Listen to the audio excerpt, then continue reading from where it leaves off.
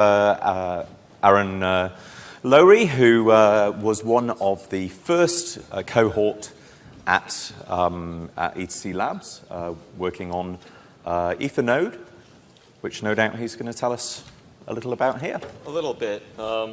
Try to keep a lot of the focus, thanks Bob, more on some basic educational principles related to network infrastructure, and maybe get a little bit of a bigger picture view of some of the challenges that are faced in our attempt to develop functional D-app ecosystems and attract users in ways that provide meaningful and lasting value to them. So I think there's a general consensus around the fact that we're looking for these viable distributed applications to provide some fundamental value to these blockchains in general, specifically ones running an EVM. And so it's really important, if you're looking to try to begin engineering an application that can provide value to an end user, that you understand the network constraints that we're dealing with and engineer appropriately. So I'd like to start by taking a quick look at these network depictions and go over some of the contrasting elements of them. And the public network architectures that are depicted here show the internet on the left and an Ethereum virtual-based machine environment on the right. And you can see there's sort of a scale for decentralization there. And these are terms that we utilize pretty freely, things like decentralized permission versus permissionless. But it's not always clear exactly how we're defining these things. So the internet is sort of a centralized yet decentralized network. It involves a lot of hard infrastructure that we take for granted frequently, especially in countries like the United States, Western Europe, and places that invested heavily in them. It involves a few significant players at the top rungs, and it's very high, has a very distinct hierarchy of permissioned services. So to give you a little bit of an example, and we're all pretty familiar with this, if you work from the user out, you are accessing this public internet through a permissioned device where you have a MAC address that's attached to a modem, whether it's a cable modem in your home or it could be a mobile modem in your phone. Regardless, you're using a specific hardware address, and it has to be permissioned by your internet service provider. Now, your internet service provider most likely is just local or maybe even regional, but they're also permissioned to connect you and your data to the rest of the existing infrastructure. And this contains for a lot of this stuff is kind of elementary, so many of you probably are familiar with it, but maybe some people who are watching won't be. This is then run through a series of, you have DNS servers to resolve names. You have data centers to distribute and store most of this data because it's economically inviable for us all to be pulling data peer-to-peer all the time. And there are numerous points within this network that have different vulnerabilities. And a lot of these vulnerabilities are addressed in a distributed network scenario. You have, instead of a hierarchical kind of construction, you have basically an equal peer network, and that is truly permissionless to join if you run a client and it meets the qualifications to join the network. It doesn't care who you are operating it. And so these are very fundamental properties to these networks that provide a lot of value to them. Now, the challenge that we have here is that the blockchain networks that we're hopefully participating in if you run a node, or at least accessing through someone else's node, you're still dealing with this entire hardware infrastructure of the current internet. And it's kind of depicted here with some of my limited design skills. But you can see pretty clearly, if you're the user and these are your devices that you're connecting, like this is pretty much how it goes. You go through your router and your modem, and that's connected and permissioned by your ISP, and then that spreads out to some routers and switches, and like these are all points of hard infrastructure. They're privately owned in most cases, and you're paying a service fee just to access them. There's also some of these other points where I mentioned of potential failure, or at least vulnerabilities through DNS servers, data servers, and this is all really interconnected through a relatively limited but fairly robust network of fiber optics, most in general. Now, when you run a blockchain node, you participate in one of those decentralized, distributed types of networks that we described before, and this image tries to depict a little bit of how these look. Now, we use our InKeep logo here to represent a node. This is a piece of node hardware that we've developed specifically to make it easy for individuals and enterprises to host blockchain nodes in a local environment.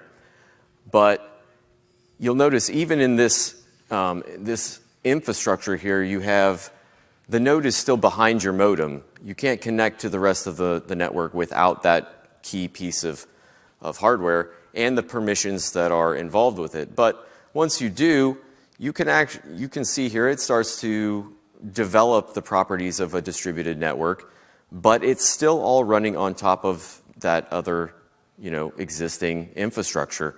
And this is a scenario that's often not really well addressed when we're trying to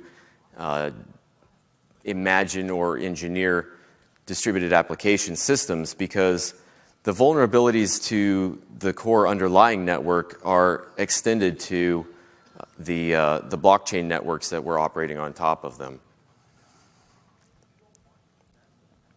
So in an example like this, and I think I wanted to point this out as well because you don't hear a lot about it, but these EVM networks are all one network, even though they have separate blockchains and different data ledgers running on these nodes. These all actually talk to each other all the time. So here, you'll have an Ethereum node and an ETC node and a Kadi node or a Morden node, and the actual data ledgers that they contain are different, but they all have an eNode address, and they're capable of communicating one with another, make handshakes all the time. And this is an important point because, let me touch on this too. So this is a brief interjection about Ethernode here and our InKeep hardware. It's actually designed to replace a router in this infrastructure setting. A node is your blockchain gateway, but it's still a gateway that's behind your modem, your internet gateway. But there's a pretty decent argument to be made for running a node, and a number of features of blockchain specifically that you can't access or utilize if you don't. One of the key things is having an actual network identity. This is depicted as an eNode address, and it gives you actual peer status within the network and an address that you can send and receive transactions from, enabling P2P interactions and utilizing different protocols like, for instance, Whisper, which is in the Ethereum client, for transmitting secure encrypted data across the network without necessarily involving network fees because you're not hashing into the blocks. You're also reducing your dependencies. The the underlying value proposition of a public blockchain is trust minimization. You really are trying to eliminate the number of parties that you have to rely on for valid access to your data or handling of your data. And if you're relying on, say a centralized infrastructure solution like Infura, you're reintroducing a lot of that, those vulnerabilities that you portend to be trying to eliminate in the first place. So it's really critical when it comes to just blockchain interaction. And it gives you the ability, when you have a copy of a ledger living locally on a piece of hardware, to query it very quickly, very securely, and with a lot of flexibility. So these are really critical elements to or justifications for running a blockchain node and participating in a blockchain network. So a lot of what we do is combining or recombining different technologies. And events like this are a good example of kind of how this occurs. Like Zane was talking earlier about the service runner. These are the kind of technologies that we've been integrating into the operating system that we developed to run on the in-keep hardware, and is kind of the fundamental basis of ENOS, which is our Linux-based blockchain operating system. So one of the things that we've done here, and you'll notice on this slide I've shown, we use what we call the NAPI, and this is, we've developed all the software in fairly modular components, and many of them utilize technologies that are developed by people here, and some other technologies that are very commonplace and some quite old. But the NAPI is something you can use standalone or with the other features in the software, but it's based on OpenRPC spec JSON RPC, and allows you to interact with the nodes that you've hosted locally in a lot of standardized but dynamic ways.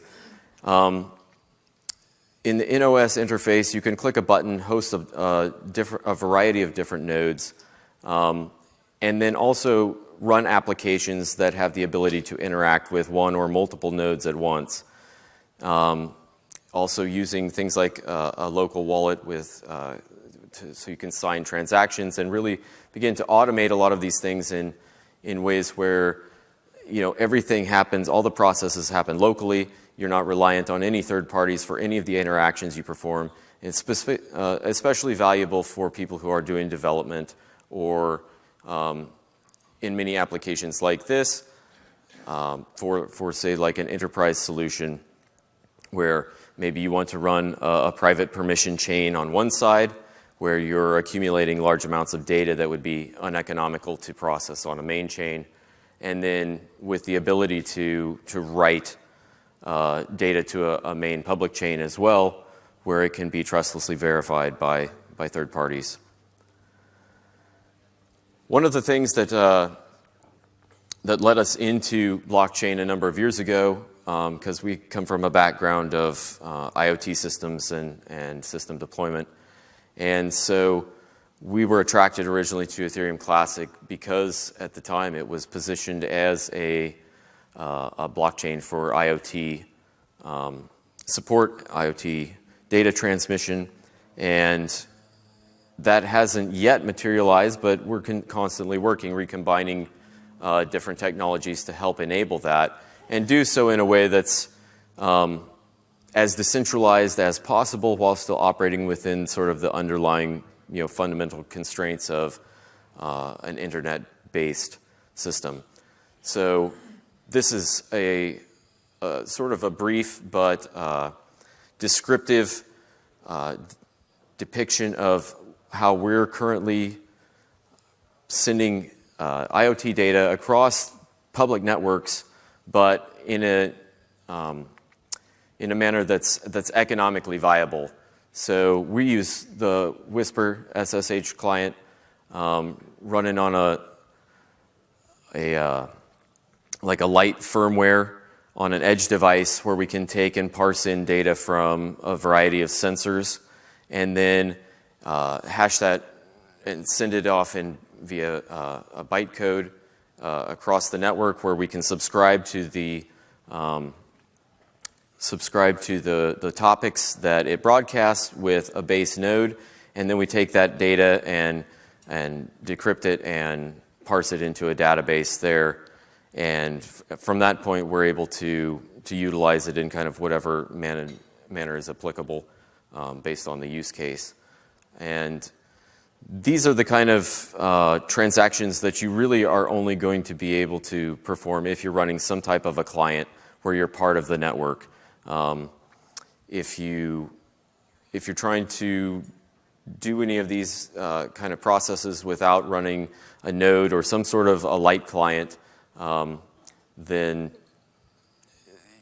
it's pretty much unachievable. That you might as well just stick with a standard kind of IoT system.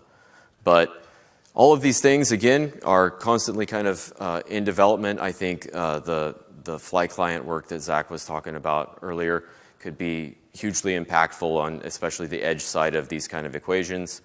And so we're just working to constantly integrate a lot of these tools. The platform of ENOS allows us to do that pretty readily and take tools from, say, an IDE to a wallet to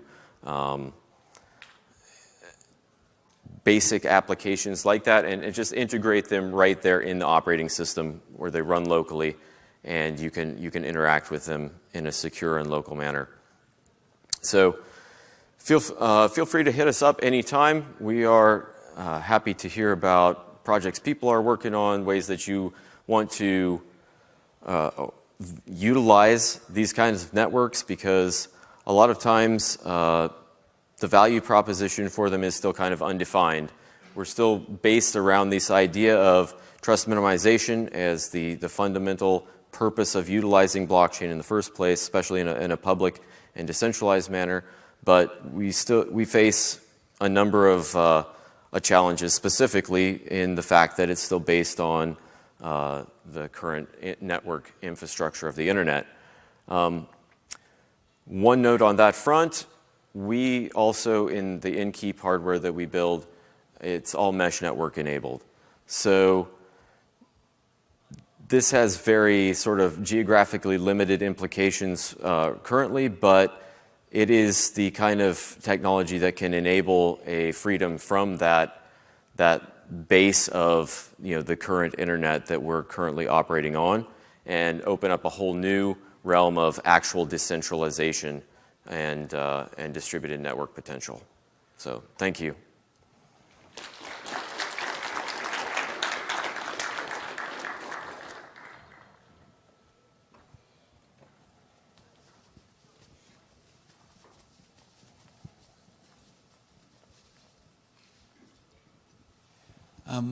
The InKeep is a hardware node, no? Yes, sir. That someone can have at home or at the office. What client does it use, and does it ship already synced? So you just have to get the last few blocks, or does it ship empty and you have to synchronize? We ship the hardware unsynced.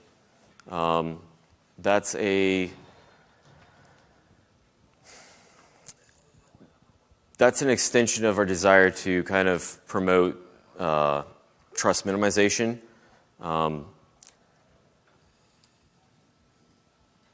I guess it's kind of a little bit of a toss-up there. If you pre-sync it and then let it catch up, you're still going to, once you reach the end of the chain, you're going to be able to validate the whole thing.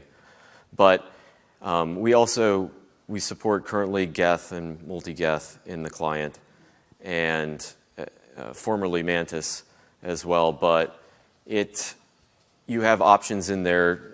As you go to spin up a node, you can select which chain you want to run a node on. Multi-Geth is very good for this because it's supporting all these different EVM platforms. but yeah, you have options whether you open RPC ports or not, configure which type of sync you want to perform, archive to a light sync, to try to just give the user some flexibility and all that as well. And also it supports the POA click network, so you can, you could host a Kodi node, or you can create your own POA chain with a click of a button there as well. That's amazing. So I just have a follow-on question for that. So you were using Mantis until it wasn't supported for Atlantis. So what was your experience there with Mantis?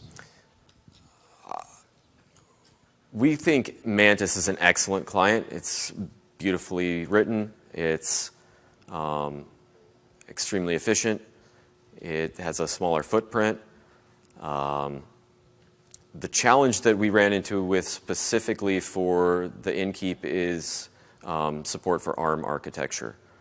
So the Inkeep is an ARM-based processor, and currently, obviously Mantis hasn't upgraded to support Atlantis, but even previous to that, it was just running on x86. So that was sort of a challenge right there, but it's a very well-written client. It's a good piece of software. Very good. So that's actually ARM Linux is how my Ethereum adventure actually started. Was porting CPP Ethereum to ARM Linux. Mm-hmm. And yeah, I know the challenge. Yeah, it is, and we're not Scala devs, so we're kind of limited in our ability to kind of compensate.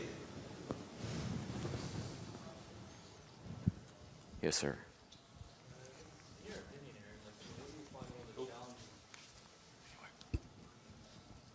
In your opinion, what do you find one of the biggest hindrance or challenges to implementing this distributed network? Like getting these nodes out on a large scale? In a practical sense, a lot of it is a value proposition for the customer. And I think there's a better argument right now for a value proposition for things like enterprise deployment. Although I'd love to see users everywhere running a node, syncing a hardware node in their home and all that, and we developed hardware to help facilitate that. Without good, useful applications that run on top of it, it's really only appealing to developers or maybe people who want to pull real-time data from chains for trading purposes or some other things like that. But user adoption really is about developing applications that are value sustainable for the customer and the end user, and those are still to be developed, I would say, in many cases. I think on the enterprise side of things, there's a very good value proposition for private permission chains that are used to aggregate data produced, whether it's in, say, manufacturing or supply chain environments or something like that, where you can accumulate it in an environment where you get the benefits of blockchain, which are mostly in these applications used for compliance and audit, those kind of usages, but also have that in in an environment like we've tried to facilitate with NOS, where you can have your own private chain running here and all your datas go in there because there's a lot of it, and you could never economically put that on a main chain. But in an environment like this, you can actually take your data that you're producing from your private chain and snapshot it or incrementally publish it to a main chain for trustless verification. Like on the other side of that, like how attractive would it be to Ethereum Classic developers to have access to a larger node system? Would that? I'm not sure how to quantify the attractiveness, but I think there's a benefit for everyone involved in the technology if widespread distributed node ownership and usage grows, it adds robust nature to the network. It reduces latency times, and in many cases, and a healthy distributed network is one that has lots of participants.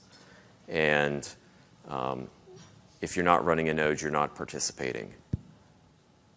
So it's of benefit to all of us. Tangible benefits for users, it really depends on use case.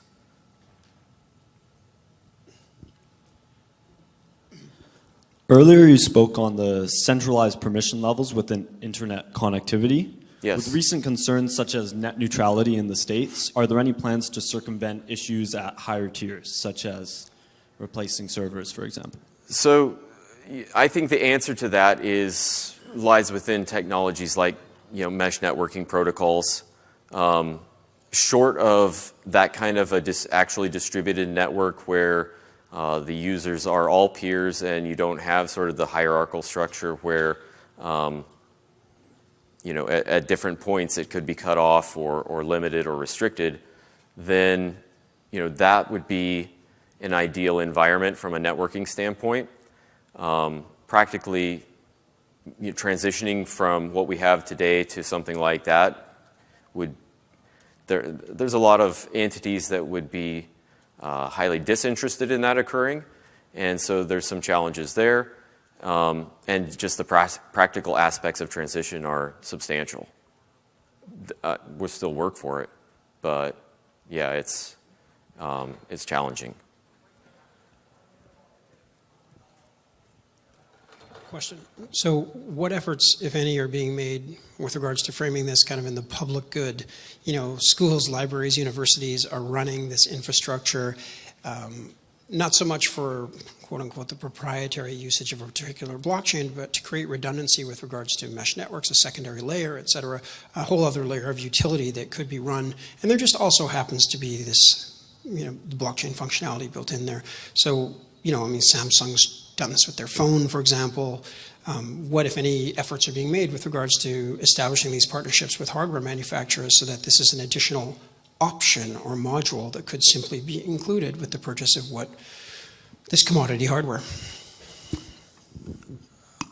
I don't know if I can speak to that in like a comprehensive large scale, because I don't know exactly what advance or intent some people or organizations have, or what kind of actionable measures they're taking on those things. But I think probably realistically the most impactful ones involve things like low Earth orbit satellite from an actual network and even mesh network propagation kind of scenario. On a institutional level, like you're saying, I think there's a lot of value, especially in larger distributed, private systems, for viable and efficient backup and redundancy. And it's something that we have a geotelematics company. I've done this for a number of years, and it just runs an SQL database, and it accumulates tremendous amounts of data. And in order to provide the kind of safeguards for that data and for our customers and all that, we have to run multiple redundant backups that are distributed around geographically and things like that. And you're able to achieve a lot of those inherently by running like a private blockchain network. The nodes that you run on it, they're just naturally going to be distributed backup and redundant systems. So I think that's one of the greatest benefits to that kind of network architecture from a private or institutional or enterprise kind of standpoint, for sure. Thank you. Thank you. Gracias.